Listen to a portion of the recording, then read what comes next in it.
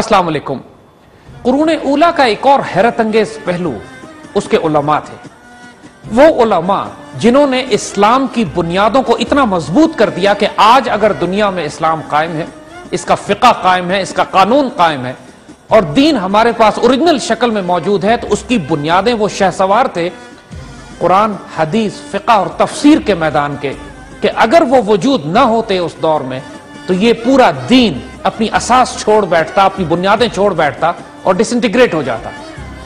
आज उसी तरह के चंद हैरत अंगेज वजूदों का हम मामूली सा तारुफ आपको कराने की कोशिश करेंगे, क्योंकि कुरून उला के दौर में जहां एक तरफ मुसलमान शहसवार, मुसलमान तलवारें उम्मत को दूर दूर तक दुनिया के चारों कोनों तक फैला रही थी, दीन का दिफा कर रही थी, इसी तरह बहुत बड़ी तादाद में उलमा, स्कॉलर्स, दानिश्वर, फलसफी और मुसलमान मिस्टिक्स वो इस दीन की रूहानी और दीनी असास को संभाल कर बैठे हुए थे। खास तौर पर जिन चार बड़े आइम्मा का हम जिक्र सुनते हैं, इमाम अबू हनीफा, इमाम मालिक, इमाम अहमद बिन हंबल और इमाम शाफी, ये इसी दौर के दरख्शां सितारे हैं। अगर ये चार वजूद अपनी जगह पर ना होते, हालांकि उस दौर में हजारों की तादाद में उलमा मौजूद थे, दीन के इल्म का एक शौक था, आला तरीन तालीम याफ्ता बच्चे सबसे पहले दीन का इल्म हासिल करते थे, दूसरे तो उलूम की तरफ तवज्जो भी ज्यादा नहीं दी जाती थी, और कोई मुसलमान बच्चा ऐसा नहीं होता था जो पढ़ना लिखना ना जानता हो। और तमाम बड़े बड़े ताबईन, तबा ताबईन और बड़े बड़े बुजुर्ग उस जमाने में मौजूद थे कि जिन्होंने हुजूर सल्लल्लाहु अलैहि वसल्लम के ज़माने को और उन असहाब को भी जिन्होंने उस ज़माने को देखा है, बहुत करीब से देखा था, उन तमाम मुबारक वजूदों में से ये चार इतने बड़े वजूद निकल कर सामने आए कि इनका जिक्र करना हम कुरून उला के इस सारी दास्तान में लाजिम समझते हैं। जब आप इन बुजुर्गों का इखलाक और किरदार देखेंगे, इनकी इस्तकामत को देखेंगे और ये देखेंगे कि जालिम हुक्मरानों के सामने किस तरह ये कलमा हक बुलंद करते थे, तो आपको समझ आ जाएगा कि क्यों अल्लाह ताला ने इनको इज्जत दी, क्यों इनके मुबारक वजूदों को अल्लाह ने इस्तेमाल किया अपने दीन को गालिब और कायम करने के लिए, और क्यों आज तक तकरीबन 1300 साल, 1350 साल के बावजूद, गुजरने के बावजूद इन बुजुर्गों का नाम इतनी इज्जत और एहतराम के साथ लिया जाता है। ये तमाम औलिया अल्लाह थे, इन तमाम की ग्राउंडिंग, इन तमाम की बुनियाद रूहानी थी। इनका अल्लाह, उसके रसूल सल्लल्लाहु अलैहि वसल्लम से इश्क, इनका तकवा, इनकी इस्तकामत, या इकबाल के अल्फाज में अगर बात करें तो मर्द मोमिन, और जो क्वालिटीज, जो एट्रीब्यूट्स इन बुजुर्गों के थे, हम आपको बताएं तो इंसान की अक्लें दंग रह जाती हैं कि इस किस्म के वजूद जब किसी माशरे में मौजूद हों तो यकीन कीजिए वो माशरा कभी तबाह नहीं हो सकता। माशरे का जवाल शुरू उस वक्त होता है कि जब इस दर्जे के उलमा उसमें खत्म हो जाए। उम्मत के जवाल की वजह यही है। कुरून उला के 800 साल में चप्पे चप्पे में हमको ऐसे उलमा फैले हुए मिलते हैं, जगह जगह हमें ऐसे शहसवार मिलते हैं जो तलवार की नोक पर दीन की हिफाजत कर रहे हैं, जगह जगह हमको मुसलमान साइंसदान मिलते हैं जो जदीद दौर के तकाजों के मुताबिक तरक्कियां कर रहे हैं, साइंटिस्ट डिस्कवरी कर रहे हैं। लेकिन उस माशरे में जब तक रूहानी और दीनी असास मौजूद ना हो, वो माशरा आवारा हो जाता है। और रूहानी और दीनी असास को कायम करने वाले ये लोग, इमाम अबू हनीफा, हनफी मसलक मुसलमानों का, जिनके नाम के साथ आज भी चलता है, आप तकरीबन 80 हिजरी के आसपास कूफा में पैदा हुए। और अब इनका किरदार देखिए। एक मर्तबा इमाम अबू हनीफा चलते हुए जा रहे थे तो बारिश में, कीचड़ में कुछ बच्चे खेल रहे थे। बच्चे फिसलने लगे तो इमाम ने उनको देखकर एक बच्चे को मुखातिब करके कहा कि बेटा फिसलना नहीं। वो बच्चा मुड़कर इमाम की तरफ देखता है और कहता है, इमाम आप मेरी फिक्र ना कीजिए, आप ना फिसलिएगा, आप फिसले तो उम्मत फिसल जाएगी। इमाम पर सख्ता तारी हो गया, रोते हुए हशर हो गया आपका।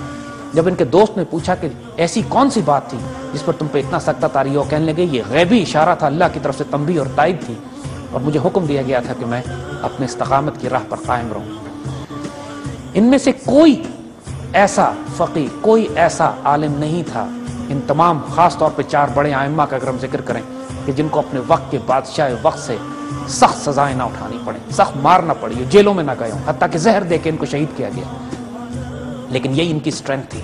आए कुछ वाकयात आपको इनके इखलाक और किरदार के हम सुनाते हैं। इमाम अबू हनीफा एक मर्तबा सिर्फ तकवे का आलम देखिए। कोई वजह तो थी कि अल्लाह ताला इन लोगों से काम लेता था, कोई वजह तो थी कि अल्लाह ताला ने इनको सेलेक्ट कर लिया था उस इज्जत के लिए जो आज हम दुनिया में इनके लिए देखते हैं। अगर इस तरह का तकवा आज भी कोई आलिम या कोई बंदा मोमिन या कोई मुजाहिद इख्तियार करे تو کوئی وجہ نہیں ہے کہ اللہ اس کو وہ مقام اور عزت نہ دے جو اللہ نے اپنے ان فقراء اور اولیاء کو دیا تھا. اور یہ صرف ہم ایک چند مثالیں آپ کو ان کی زندگیوں کی دے رہے ہیں.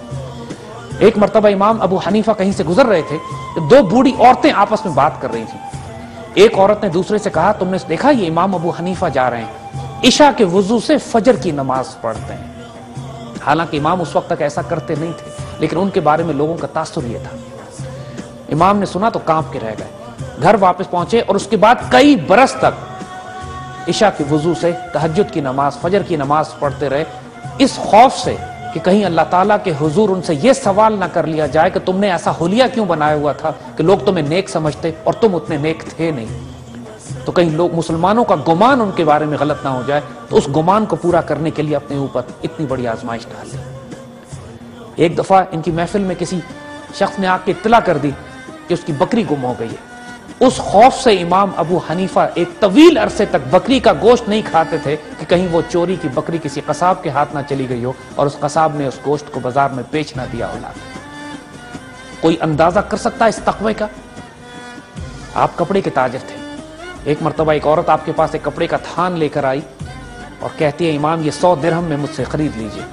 فرماتے ہیں نہیں, یہ قیمت کم ہے, 200 درہم قیمت کم ہے. وہ عورت کہتی ہے ٹھیک ہے, آپ اگر زیادہ دینا چاہتے ہیں 200 درہم دے دیجئے. امام نے کہا نہیں, اس کی قیمت 500 درہم ہے, میں تمہیں 500 درہم میں تم سے یہ خرید لیتا ہوں. وہ عورت بھی حیران رہ گئی کہ وقت کے امام ہیں, اللہ کے فضل اور کرم سے ان کا اعتبار اتنا ہے, صرف دینی معاملات میں نہیں, صرف فقہ اور دین اور تفسیر اور حدیث اور قرآن اور فتووں کے معاملے میں ہی نہیں, لیکن اپنی ظاہری دنیا اور تجارت کے معاملے میں بھی آپ وہ مثال قائم کرتے ہیں اپنے تمام آس پاس, اپنے معاشرے, اپنی تہذیب, اپنی سویلائزیشن کے لیے کہ ایسی مثالیں آج کے دور میں بھی ملنا ناممکن ہے. ایک شخص امام ابو حنیفہ کا مقروض تھا, اس کا انتقال ہو گیا. اس کے جنازے پہ تو آپ تشریف لے گئے, لیکن اس کے گھر کے پاس سائے میں نہیں کھڑے ہوئے اور تیز دھوپ میں جا کے کھڑے ہو گئے. جب لوگوں نے کہا کہ آپ گھر کے دیوار کے پاس سائے میں آ جائیے, تو آپ نے فرمایا نہیں, یہ شخص میرا مقروض تھا, مجھے خوف اس بات کا ہے کہ اگر میں نے اس کے گھر کا سایہ بھی استعمال کر لیا تو کہیں یہ سود کے درجے میں نہ آ جائے.